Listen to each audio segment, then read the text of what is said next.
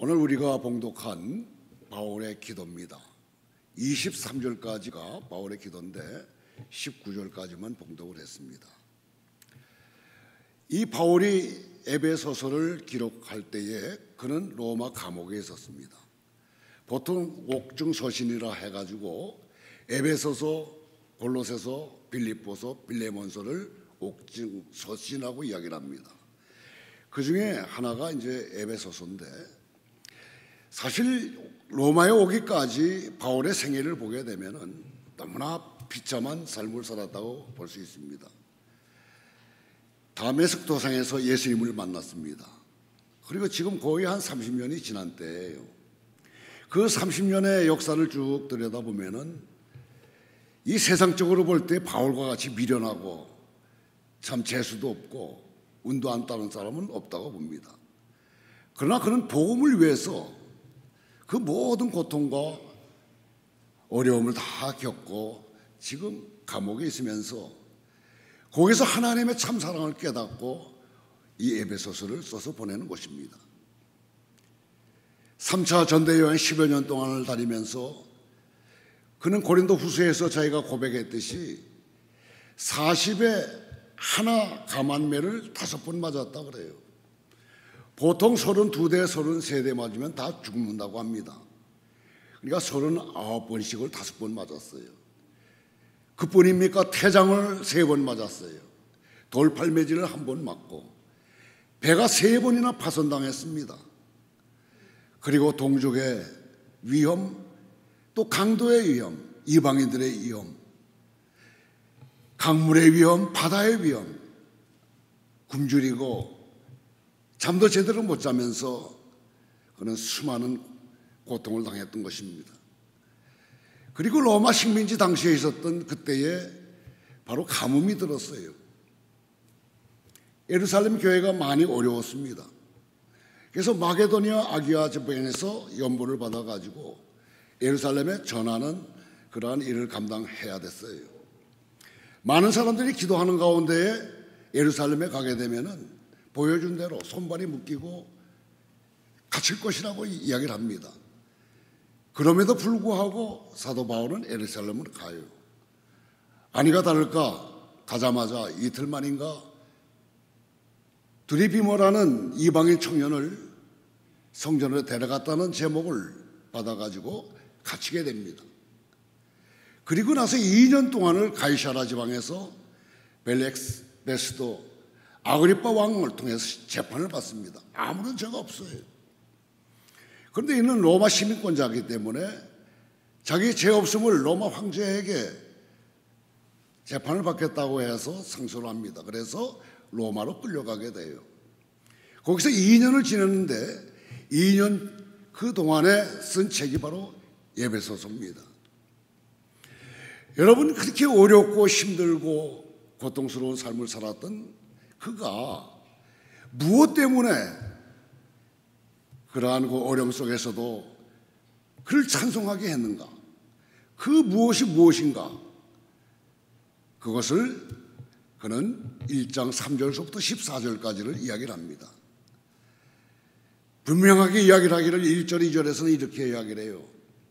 하나님의 뜻으로 말미암아 그리스도 예수의 사도된 바울이 에베소에 있는 성도들과 그리스도 안에 신실한 자들에게 편지하노니 하나님 우리 아버지와 예수 그리스도로부터 은혜와 평강이 있을지어다 그러면서 찬송하리로다 그래요.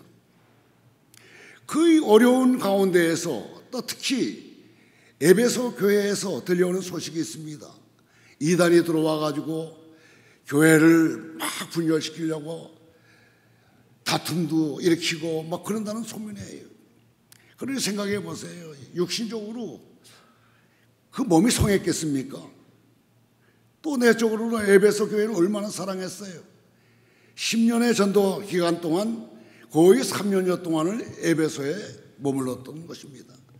2년 3개월 동안은 에베소에 두란노 소원을 만들어 가지고 거기서 성경을 가르치고 그들과 더불어서 같이 지냈던 것이에요.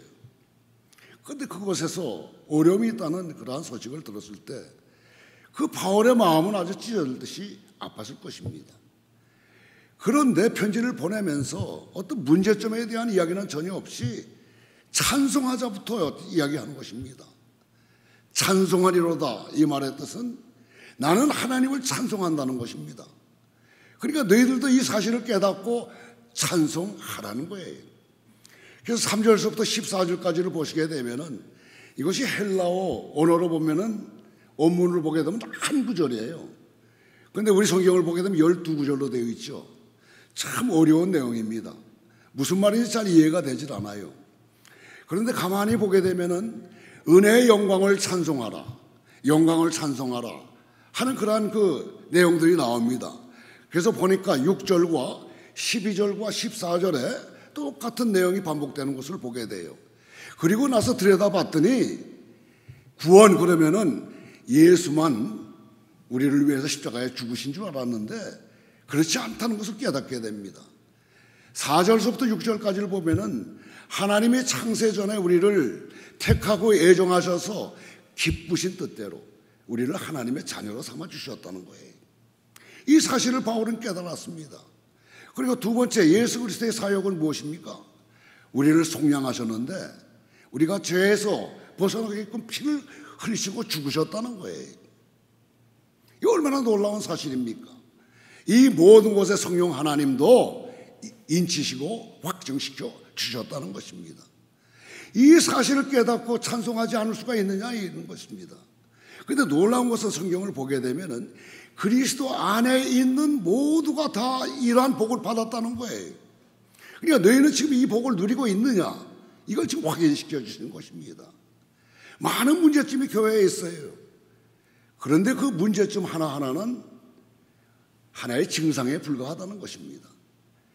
증상을 해결하기 위해서는 원인을 찾아서 그 문제를 해결하면 되지 않겠습니까? 이 바울이 지금 이야기하는 것은 야, 너희 정체성이 뭐냐? 하나님의 아들이다. 예수님이 너희를 위해서 십자가에서 피를 흘리고 죽으셨어. 성령님이 너희와 함께 하시면서 그것을 깨달아 알게 해주고 확증까지 시켜줬어. 그러니 이것만 알게 된다 하더라도 문제의 증상은 다 해결된다는 것입니다. 그러면서 기도하는 것이 오늘 본문의 내용이에요. 여러분 15절 16절을 같이 읽도록 하겠습니다. 15절 16절 이로 말미암아 주 예수 안에서 너의 믿음과 모든 성도를 향한 사랑을 나도 듣고 내가 기도할 때 기억하며 너희로 말미암아 감사하기를 그치지 아니하고. 이 말씀을 보게 되면은 에베소의 성도들이 신앙생활 잘하는 것 같이 보여져요. 그런데 13편을 보게 되면은 이것이 바로 사도 바울의 특징입니다. 언제나 감사가 기도에 포함되어 있고 편지할 때도 그렇게 감사의 이야기 나와요.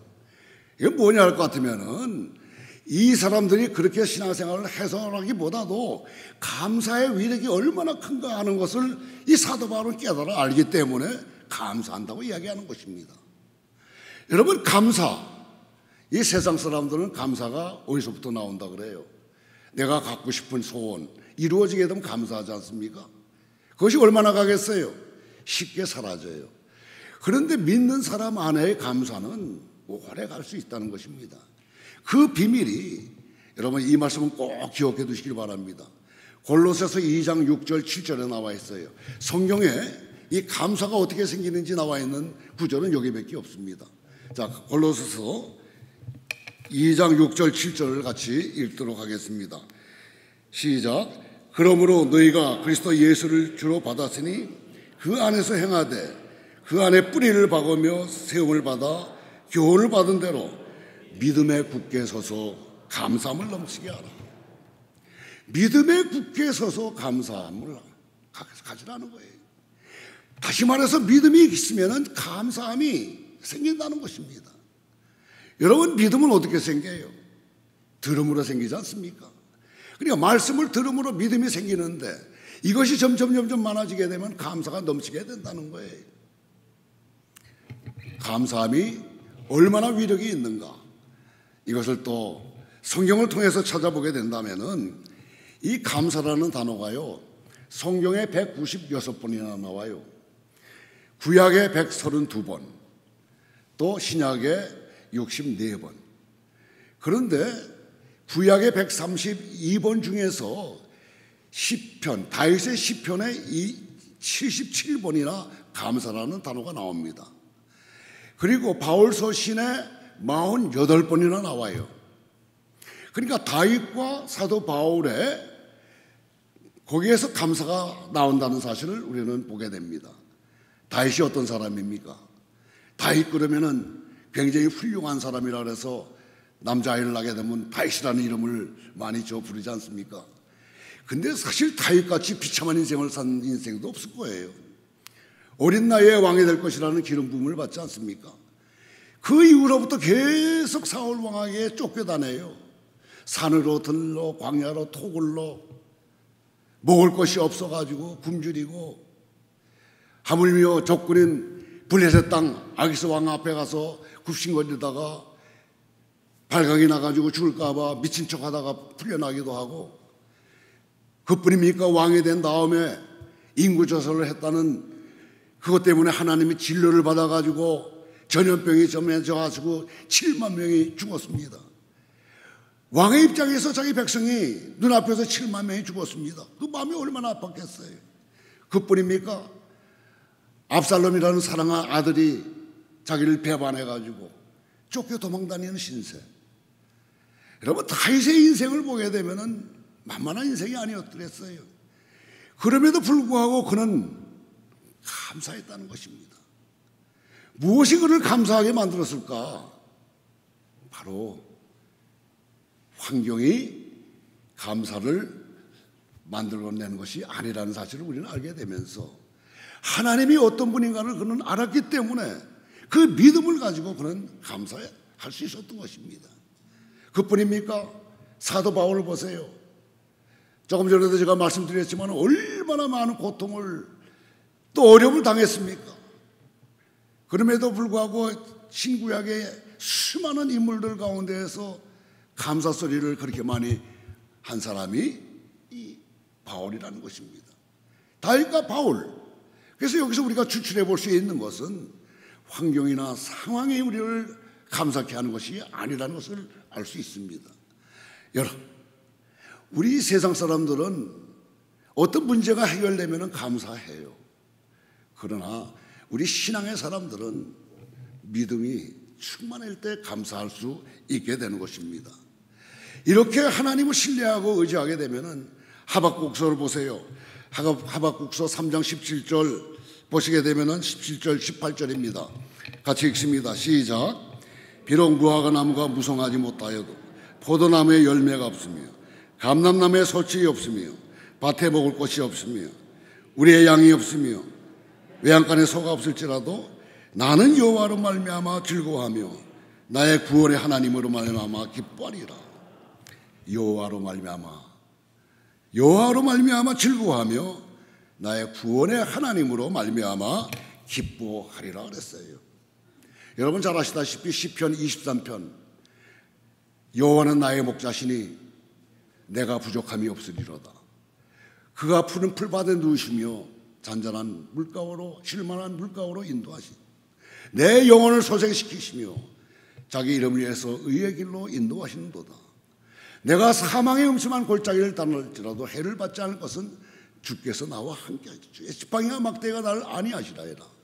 원수의 목전에서 상을 베푸시며 기름으로 모래밭인 데에 잔이 넘치시나이다.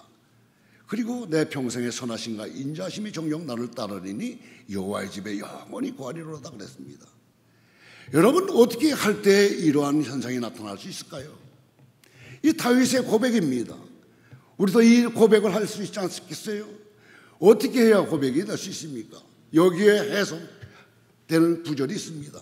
바로 1절이에요. 여호와는 나의 목자시니, 이것이 믿어지게 되면은 이 모든 뒤의 문제는 다 해결이 될 수 있다는 것입니다. 얼마나 귀중한 말씀인가. 수요 예배 때 우리 정경석 목사님께서 18번에 걸쳐서 시편에 대한 강해를 한 적이 있습니다. 저도 이 사실을 안 다음서부터 너무나 이 말씀이 다윗의 고백을 나의 고백으로 만들기 위해서 계속 주야로 아침 저녁 점심 생각날 때마다 암송을 하곤 해요. 아마 한 2만 번 이상 지금 암송하고 있는 줄 압니다. 그 암송할 때마다 이 세상의 모든 근심 걱정 다 사라지고 반드시 이루어질 것을 믿으면서 지금도 살아가고 있는 것입니다. 여호와는 나의 목자세요. 이것만 믿어지게 된다면 게임은 오버라는 것입니다. 만약에 내가 실만한 물가에 있고 푸른 초장에 누워 있어요. 먹을 것도 다 있어요. 그런데 여호와가 나의 목자라는 것이 믿어지지 않게 되면 언제나 불안하고 초조하고 근심과 걱정에 살고 있다는 것입니다. 여러분, 믿음을 가지세요. 그리고 감사할 수 있게 되기를 바랍니다. 우리가 이제 기도할 때마다 고난과 어려움이 오게 되면 기도를 합니다. 그 문제를 놓고 기도를 해요. 잘 풀리질 않습니다. 그러니까 문제 때문에 더 낙담하고 더 실망할 때가 너무나 많이 있습니다. 여러분, 왜 그런지 아세요? 보통들 기도 그러면 기도 자체에 능력이 있다고 생각하는데 기도에는 능력이 없어요.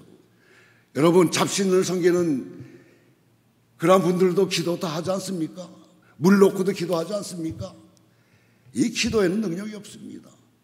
기도를 들으시는 하나님께 능력이 있는 거예요. 그래서 우리의 문제를 하나님께 아뢰을 때에 그 능력이 있으면 선하시고 약속 한 번 하시면 꼭 지키시는 그분이 해결해 주시는 거예요. 어떻게 기도할 것인가? 감사함으로 기도할 수 있게 되기를 바랍니다.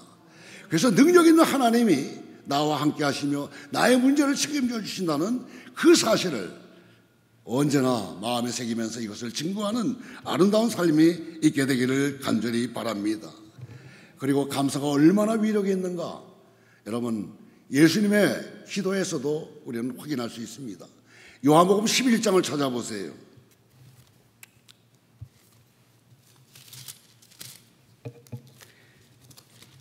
요한복음 11장 41절 42절입니다. 같이 읽습니다. 시작.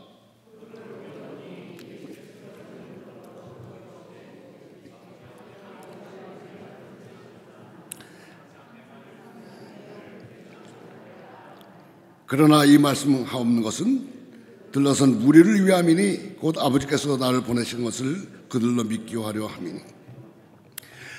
아버지여 내 말을 들으신 것을 감사한다 그래요. 아직 이적이 일어나지 않았어요. 43절 44절을 같이 또 읽습니다. 이 말씀을 하시고 큰 소리로 나사로야 나오라 부르시니 죽은 자가 수족을 배로 붙은 채로 나오는데 그 얼굴은 수건에 쌓였더라. 예수께서 시대 풀어놓아 다니게 하려 하십니다. 뭘 이야기를 합니까? 기적이 일어나기 전에 예수님은 감사부터 하는 것입니다. 감사의 이력이 기적을 낳는 거예요. 보통 기적 일어나게 되면 감사하는 것이 일반 사람들의 특성입니다. 그러나 그렇지 않아요. 감사해야 기적이 나타납니다. 이뿐입니까? 오병이어의 역사를 또 한번 보세요. 6장을 보세요. 요한복음 6장입니다. 6장 11절을 보세요.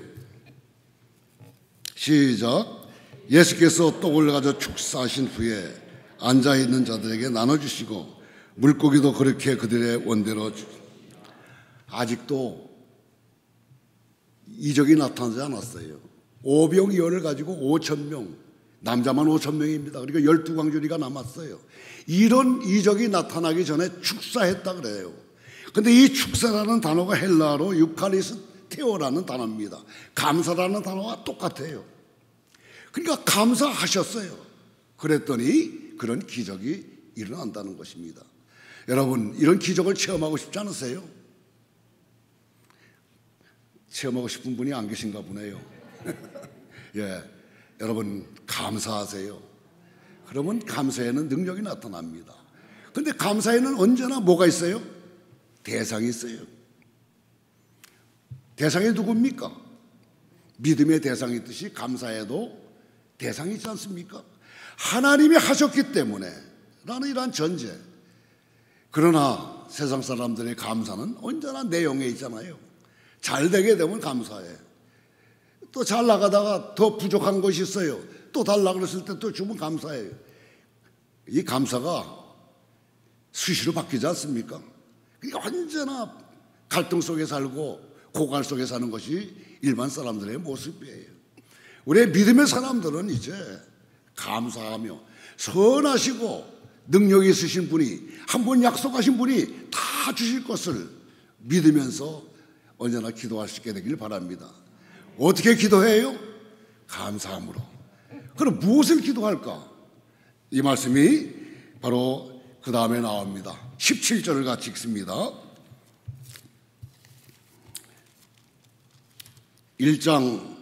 에베소서 1장 17절 시작.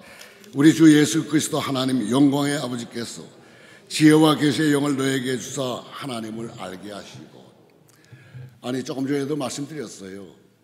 예수 믿을 때에 하나님이 어떤 분인가를 다 알지 않겠어요? 그런데 2년 3개월 동안 두란노 소원을 만들어 놓고 바울이 성경 말씀을 자세히 가르쳤어요. 그런데 이 계시와 지혜의 영을 허락해서 하나님을 알게 해달라고 기도하는 것, 좀 뭔가 이상하지 않습니까? 그런데 그것을 몰라서 이렇게 기도하는 바울이 아닙니다. 우리가 성경 공부한다 할 때에 지식적으로 알려고 하는 경우들이 너무나 많이 있습니다. 그런 건 아무런 소용이 없다는 거예요. 우리가 정말 하나님을 알려면은 여기서 지혜와 계시의 영을 달라. 물론 예수 믿을 때 성령이 다 역사하셔서 우리는 예수를 믿게 됐어요. 그러니까 더 성령이 충만해서 하나님을 알게 해달라고 이야기하는 거예요. 어떤 하나님이냐? 내 마음에 와 타치가 되어가지고 그 말씀이, 그 하나님이 나를 이끄시는 대로 삶으로 나타나는 이러한 하나님을 알게 해달라는 거예요. 하나님이 얼마나 위대하신가. 우리를 구원하시기 위해서 모든 것을 바쳤는데, 그만큼 사랑하는데 너희들은 그걸 느끼면서 살아가고 있느냐 하는 거예요. 지금 이거는 그리스도인들에게 이야기하는 것입니다. 안 믿는 사람들에게 이야기하는 건 아니에요. 나에게 해당된다는 사실을 기억하시길 바랍니다. 여러분, 지식적으로 믿는 예수님이 아니라 마음에 느껴지는 그 예수님, 그 하나님, 그래서 삶으로 나타나는 이것을 알게 해달라는 거예요. 하나님의 성품이 무엇인지를 알게 해달라는 거예요. 우리는 지식적으로 하나님이 선하시고 인자하시며 전지하시고 전능하시고 어디에나 계시고 그렇게들 이야기를 해요. 그런데 그 하나님이 나하고 무슨 관계가 있어요? 그렇게 질문하게 되면은 대답들을 잘 못해요. 전지하신 하나님이 나와 어떤 관계가 있는가? 나의 모든 형편처지를 알고 계시겠구나. 그러니 그분은 능력이 있는 분이셔. 나를 사랑하셔. 그럴 때 내 마음이 어떻겠어요? 그 문제에 집착하겠어요? 이것을 지금 이야기하는 거예요. 아까 교회에 분열이 일어났습니다. 다툼과 시기와 질투, 음란, 분열, 다양한 것들이 있어요. 그런데 바울은 지금 뭘 이야기하는 거예요? 그런 것들은 증상이라는 거예요. 원인을 발견해서 그것을 치유하게 된다면은 모든 문제가 해결된다는 거예요. 여러분, 열이 날 때 해열제 먹으면 끝이죠. 식중독이 나서 막 피부에 뭐가 났을 때에 그 원인을 찾아서 약을 먹으면 다 해소되지 않습니까? 이 하나님을 우리가 알면 알수록 교회의 모든 것들은 다 사라지고 만다는 거예요. 교회에 왜 분열이 일어나요? 교회에서 왜 어려움이 있습니까? 왜 시기하고 질투하고 미워하고 그러는가? 안타깝지 않습니까? 여러분, 하나님을 진심으로 알 수 있게 되길 바랍니다. 그분은 선하신 분입니다. 그분은 능력이 있으신 분이에요. 한 번 약속하시면 꼭 지키시는 분이십니다. 그리고 나서 18절을 보세요. 18절. 너의 마음의 눈을 밝히사 그의 부르심의 소망이 무엇이며 성도 안에서 그 기배의 영광의 풍성함이 무엇이며 그랬습니다. 여기 보세요. 마음의 문을 열라는 거예요. 아까는 지혜와 계시의 영을 열라 그랬죠. 허락받기를 원했죠. 여기서는 마음의 문을 열고 부르심의 소망. 하나님 너를 왜 불렀어? 하나님이 창세전에 우리를 택하고 예정하셔서 하나님 기쁘신 뜻대로 우리를 구원하셨다 그러잖아요. 하나님의 아들로 삼아주셨다 그러잖아요. 왜 그렇게 했는지 마음의 문을 열고 알라는 거예요. 그것으로 끝나는 것이 아니라 그걸 알았으면은 이 세상에서 어떻게 살아야 될 것인가를 여러분들이 행하라는 것입니다. 하나님은 우리 믿는 모든 사람들에게 각양의 은사를 주셨어요. 그런데 가만히 계산해 보게 되면 한두 가지가 아니에요. 보통 몇 가지 이상씩 다 있더라고요. 예전에 그 은사 테스트 같은 거 하지 않았습니까? 해보신 분들 계시리라고 봐요. 은사가 이렇게 많아? 근데 그걸 활용하고 있느냐 이거죠. 여러분, 찬양할 수 있는 사람 성가대에 들어가세요. 얼마나 좋은 것입니까? 찬양으로 하나님께 영광을 돌리고. 여러분, 봉사할 수 있는 분들은 섬기세요.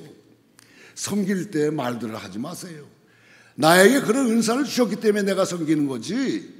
어떤 분들은 교사로서, 어떤 분들은 또 다른 은사를 주셔가지고 그것에서 하나님의 영광을 위해서 쓰임받고 있어요. 그런데 손가락질하는 것이 내 모습이라면은 진정으로 하나님이 어떤 분인가를 잘 몰라요. 하나님이 왜 나를 불렀는지 모르기 때문에 그러는 거예요. 그런 사람들은 무지의 소산이라고 볼 수 있어요. 무식하기 때문에 그런 소리 하는 거예요. 여러분, 그 다음에 보세요. 성도 안에서 기업의 풍성이 어떠한지를 말씀합니다.